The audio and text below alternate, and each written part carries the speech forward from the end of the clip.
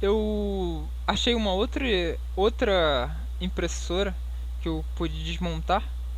E aí eu consegui essas hastes de metal dentro, né? Essas hastes de metal são os guias que ficam dentro das impressoras de papel. E aí eu reparei que, caramba, ela tem uma engrenagem de metal ali na ponta, né? Que ela usa para girar esse eixo inteiro de metal. Caramba, ele parece muito com a engrenagem do motor de extrusora, né? Aí eu cortei ele, eu peguei a serra de mão e cortei eles fora. Caramba, eu vou tentar usar isso. Fiz um, colei ali, usei papel mesmo, super cola, fui colando ali, fiz um tubinho, né, oco, prendi no motor, no NEMA 17 ali, e funcionou lindamente. Não só funcionou lindamente, como é esse aí que eu estou usando até hoje no projeto final aqui, no processo final. Vocês vão ver que mesmo agora, o vídeo que eu passei lá no início é esse mesmo engrenagem que eu estou usando até agora. A impressora final ainda está usando essa engrenagem. E aí eu finalmente consegui imprimir meus primeiros cubos de calibração, né? E aí, bom, você vê que esse cubo está um pouco esquisito, apesar do eixo X e do Y estar batendo 20 milímetros, que é o que ele deveria, o eixo Z tem metade do tamanho. Eu achei estranho, né? É como se o meu atuador ali, o meu pistão que controla o eixo Z não estivesse subindo. Só está subindo 50% das vezes, né? Ele tem exatamente metade do tamanho. E aí eu lembrei que o motor que eu coloquei no eixo Z foi o motor que veio queimado e que eu tive que refazer todo o enrolamento.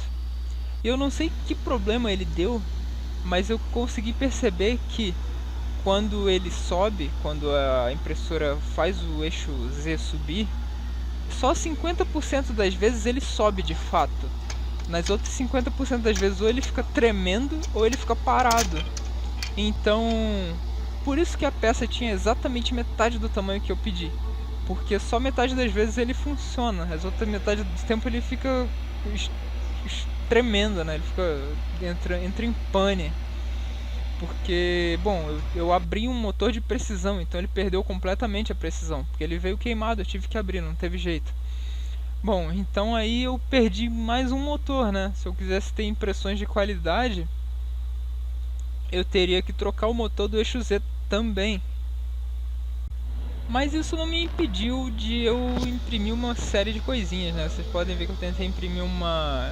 Botei ali no Tinkercad, fiz um... digitei a palavra 100, né? O número 100. Tentei imprimir. E aí você vê que tô com um sério problema de retração ainda. E a peça tá meio que angulada, né? Eu descobri mais tarde porque que ela parece estar angulada assim. O problema foi por causa das polias. Lembra do eixo X e do eixo Y? Que tem uma engrenagem para o eixo X e tem a sua respectiva polia, né? Aí a correia vai do eixo que está ali o motor até a polia. A minha polia, tanto do eixo X quanto do eixo Y, eram muito maiores do que a engrenagem que ia na pontinha do motor. Isso faz com que o eixo X e o eixo Y se movam em rampa, né? Ele sobe uma ladeira quando a correia está se mexendo. Ele sobe uma ladeira porque quando ele sai dali de perto do motor ele está em uma altura, e quando ele vai se aproximando perto da polia ele está em outra altura, porque a polia é bem maior do que o motor. E aí dá esse efeito aí quando você imprime uma peça. A peça fica com esse aspecto de angulado aí, porque ela realmente vai subindo uma ladeira, e aí quanto mais você vai subir na ladeira, menos o objeto se move linearmente. Ele vai se movendo mais em altura do que efetivamente ali no eixo X e Y. Então a peça fica parecendo que ela está na diagonal. Bom, e aí eu percebi que eu tinha que refazer também as polias tanto do eixo X e do eixo Y, né? Tentativa e erro. Fui descobrindo esses erros que eu procurei em diversos fóruns e ninguém tinha esse problema, porque todo mundo compra uma impressora ou no máximo compra as peças e monta. Quando você constrói tudo do zero, aparece uma série de problemas que ninguém na internet nunca teve. Então você tem que meio que quebrar a cabeça para tentar entender o que está acontecendo ali. Observar a impressora e ver por que ela está tendo aquele problema. eu fiquei olhando ela mover o eixo X e o eixo Y e eu via que quando ela estava perto do motor, ela se mexia numa certa velocidade. Quando ela estava se afastando do motor, chegando perto da polia, que era bem maior, ela tinha que dar uma volta maior. A polia, ela tem que girar menos vezes, né, para fazer a correia se mexer na mesma distância, porque a polia é bem maior, é uma roda bem maior. Eu via que ela se mexia de uma forma estranha, né, e aí fazia a peça que foi impressa ficar meio que na diagonal. E aí, para tentar burlar esse erro que estava dando no eixo Z, o que eu fiz? Tirei o motor do eixo Z. Ele não está prestando, né? Não, só está me atrapalhando. E aí, o que eu tentei fazer? Eu fiz a coisa mais inacreditável possível. Eu movi o eixo Z na mão. Então, eu botei para imprimir um cubo de calibração. Ele dava a primeira volta, preenchia o fundo, dava a primeira volta da parede. Quando ele ia subir o eixo Z, eu girava a engrenagem ali do atuador, eu girava aquela porca que fazia o parafuso subir na mão, camada por camada. Foram mais de 60 camadas. Então eu girei assim umas 60 vezes ali na mão para fazer ela subir e formar esse cubo de calibração, né? Meu primeiro cubo de calibração aí completo, que tem a altura mais ou menos parecida com a que ela deveria ter. E agora dá pra ver nitidamente que a peça ela parece que está crescendo na diagonal, tanto para o eixo X quanto para o eixo Y. Um mais do que o outro, mas isso é por causa da polia. A polia não tem o mesmo tamanho da engrenagem do motor, eles têm que ter o mesmo tamanho. E elas têm que estar no mesmo plano, né? Se a polia estiver um pouquinho para cima, quando o carrinho for se mover, ele vai se mover em rampa, né? Ele vai se mover subindo ou descendo. Isso vai fazer a peça crescer na diagonal. Então elas precisam ter o mesmo tamanho e estarem alinhadas.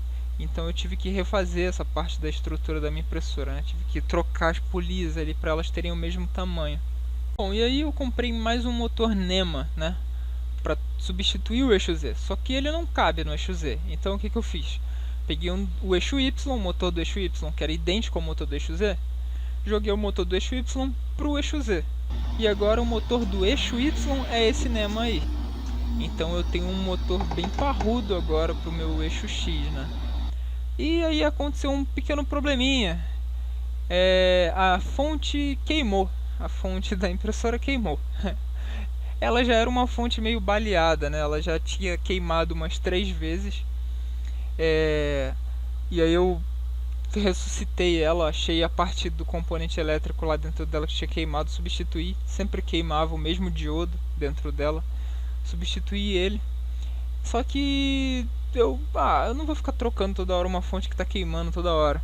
Aí eu peguei uma outra fonte, que era a fonte do meu computador, que ela tinha queimado um dia que deu um pique de luz aqui e a fonte queimou.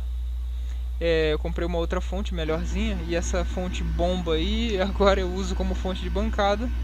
Eu usei ela só para impressora 3D, né? Ressuscitei a outra fonte, só que agora eu uso só como fonte de bancada, e essa daí que estava parada, usei como a fonte que está até hoje da impressora. Coloquei um interruptor nela, né, para eu poder ligar e desligar essa fonte, e passei aquele circuito que eu tinha da mesa aquecida para dentro dela agora. E aí ela ficou com esse aspecto aí. Bom, e agora com o eixo Z funcionando, o eixo X funcionando, agora até mais forte, o eixo Y funcionando e a extrusora funcionando, tá tudo funcionando. Tem uma mesa aquecida, tem um hot end funcional. Agora, bom, teoricamente tudo deveria começar a dar certo, né? Bom, então vamos ver. Consegui imprimir um cubo de calibração menos feio agora. Fiz alguns objetos também para testar, para ver se a mesa, calibrar a altura da mesa, né? Deixar todos os pontos da mesa do mesmo tamanho. E aí fiz esses objetos aí para ver a estabilidade do eixo Z, né? E aí dá pra ver que essa torre ela tá meio estranha, né? Tá meio torta, meio balançando. Isso por quê? Toda a minha estrutura da minha impressora é feita de palitinho de madeira, né? Então acaba que eles não são estáveis. Principalmente com os NEMAs, que tem um torque muito forte. Quando esse motor puxa o carrinho, ele chega a balançar um pouquinho a impressora. E esses balanços acabam que influenciam na impressão, né? E aí a peça fica com esse ondulado aí também. Fora isso, eu reparei que os meus cabinhos de antena que estão servindo como trilho pro eixo X e pro eixo Y, eles estão meio tortos. E esse empenamento faz com que a peça ela tenha essa oscilação, que dá pra ver nitidamente nessa impressão aqui que eu fiz para calibrar a altura da mesa. Você vê que parece que o eixo X e o eixo X e o Y estão balançando. E sempre no mesmo ponto. Sempre no mesmo ponto ela faz essa oscilação. Isso porque é o trilho que está torto. Não é problema estrutural. É o trilho da antena que está torto. Então para melhorar a qualidade da minha impressão, e esse é o meu objetivo, né? A impressora já está funcionando, já consigo imprimir objetos a partir desse ponto. E com as coisas que eu tive que fazer em casa, eu consegui pegar uma fonte adaptada, uma fonte ATX de computador, usar como fonte da impressora. E aí, eu já consegui imprimir algumas coisas, né? Tentei imprimir uma torre Eiffel, só que devido à minha problema aí de calibração de retração e o filamento tá úmido, saiu essa atrocidade aí, né? Pelo menos ela fica em pé, saiu inteira assim. Aí eu comecei a ter outros problemas, né? Tudo começa a dar problema depois de um tempo. Os meus endstops quebraram e aí eu tive que fazer novos endstops. Comecei a imprimir novos cubinhos de calibração. Peguei um cubo de calibração da impressora 3D do lugar onde eu trabalho para comparar com o cubo de calibração que estava saindo na minha impressora, para comparar, né, para ver o quão tá esse cubo preto aí que vocês estão vendo. Ele foi impresso numa Ender 3 e o cinza é o feito na minha. Eu fiz uma série de objetos ali na minha, como vocês podem ver aí, para calibrar ela. Dá muito trabalho calibrar a impressora 3D. É chato, você tem que imprimir um cubo, medir o cubo, aí ajusta lá no programa do Marlin quantos passos deu, por quanto deveria ter. Faz uma regra de 3, né? Sei lá, deu 1000 passos para 10 milímetros. Então você bota, deu 1000 passos e fez um cubo de 19 milímetros. Tem que dar X passos para fazer um cubo de 20 milímetros. E aí você vai fazendo essas regrinhas de 3 para você achar quantos passos os seus motores têm que dar para fazer o cubo do tamanho certo. E aí também tem que calibrar a retração, tem que calibrar temperatura, torre de calibração de temperatura, né? E tudo isso, idealmente, seu polímero tem que estar bem seco, né? PLA absorve a umidade. Ele é um dos polímeros que mais absorve umidade. E a umidade no PLA atrapalha muito. Essas bolhas de vapor fazem com que a estrutura fique cheia de buracos. Então o polímero tem que estar muito seco.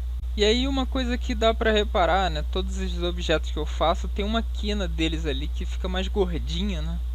Essa parte que ficou mais gordinha desse cubo de calibração que ficou meio horrível, por vários motivos que ele ficou horrível, né? Porque o eixo X e o eixo Y estão balançando. Já consegui corrigir o problema da peça estar crescendo na diagonal, por causa que eu troquei as polias. Agora as polias têm o mesmo tamanho da engrenagem que gira o motor. A polia do eixo X tem o mesmo tamanho da engrenagem do motor do eixo X e a do eixo Y tem o mesmo tamanho da polia do eixo Y. Só que agora eu estou tendo problema de subextrusão porque o PLA ele está com problemas, ele está entupindo muito no meu hot end.